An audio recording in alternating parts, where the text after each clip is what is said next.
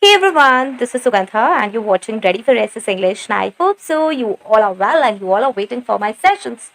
Today we will be discussing something interesting as you all can see that this is like HR terms. I would be discussing around 10 HR terms as this is the most requested session. Fine.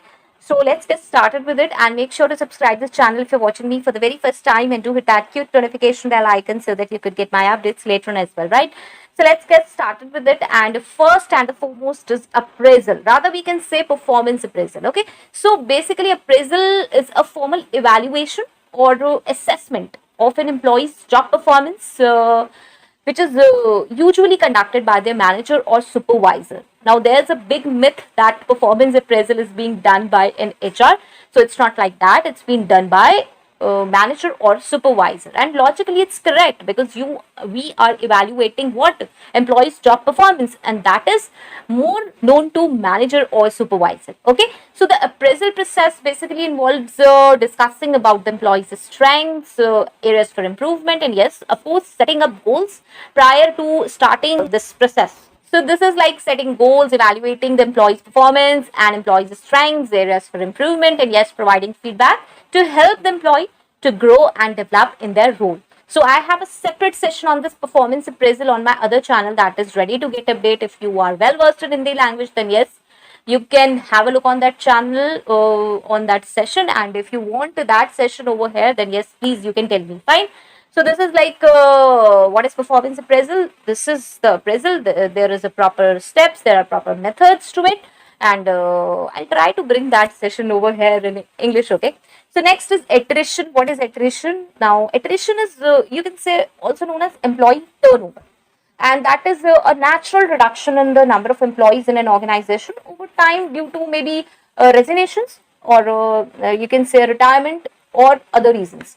So it is a significant metrics for HR to track, as high attrition rates can indicate issues with the employee engagement and yes, job satisfaction or workplace culture. Now, what is employee engagement? We will be discussing in the next few minutes. Fine.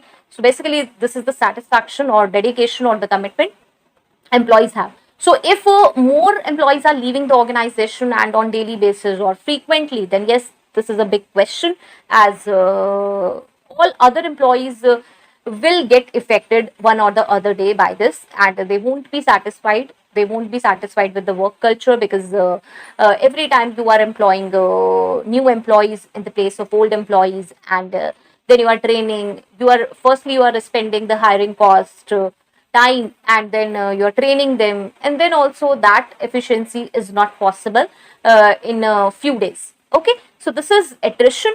Next is bonus. Now, what is bonus? Bonus is basically additional financial incentive which is being given to employees for their exceptional performance, or you can say achieving targets, or we can say as a part of an employee recognition program.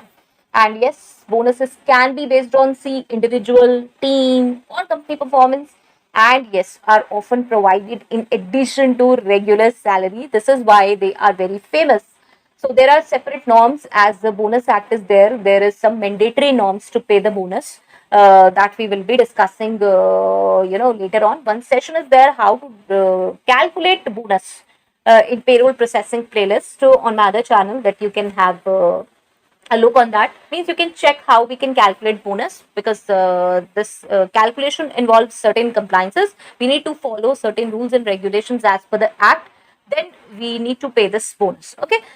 Next is compensation. Now, what is compensation? Compensation is a total package of financial and non-financial rewards an employee receives for their work and services. So we can say that it includes a base salary, bonuses, incentives, and yes, allowances, benefits, perquisites, and any other perks offered by the company as part of the employment contract. Yes, any other means a combination of financial and non-financial rewards. So compensation is, yes, obviously a important factor. You can say a critical or a crucial factor in attracting and retaining talent, because this is the reason candidates are attracted towards a job role. If the compensation is as per market or high, then yes, they will get attracted to your organization. But yes, other things are also there, like workplace culture and yes, organization policies as well. Okay. So next is a contractual employee. Now, who is a contractual employee? Contractual employee is a person like you can say contractual employee is a worker hired on a fixed term contract and usually for a specific project or a defined period. Like unlike basically permanent employees, contractual employees do not have the same job security and benefits and are typically hired to fulfill short term needs. Like we have a short term need of 3 months, 6 months, 1 year, or 2 year, then yes, we can hire them by obviously having a proper terms and conditions signed, approved. Okay.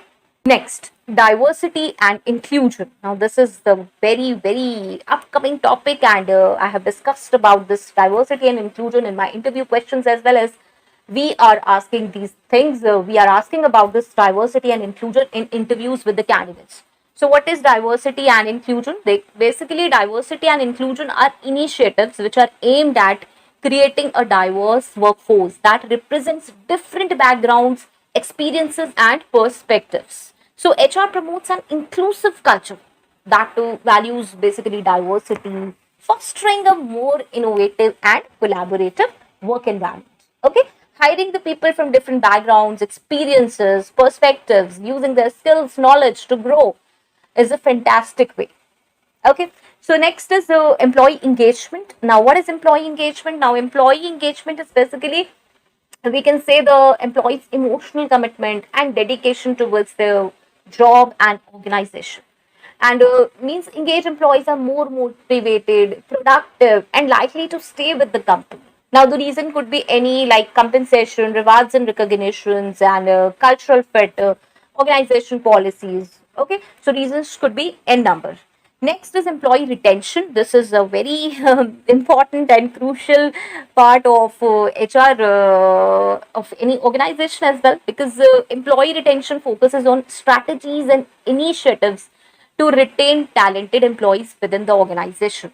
How we can retain the talented employees within our organization? This is basically a challenge. So we need to make some good strategies. Means we need to plan, we need to take initiatives for this.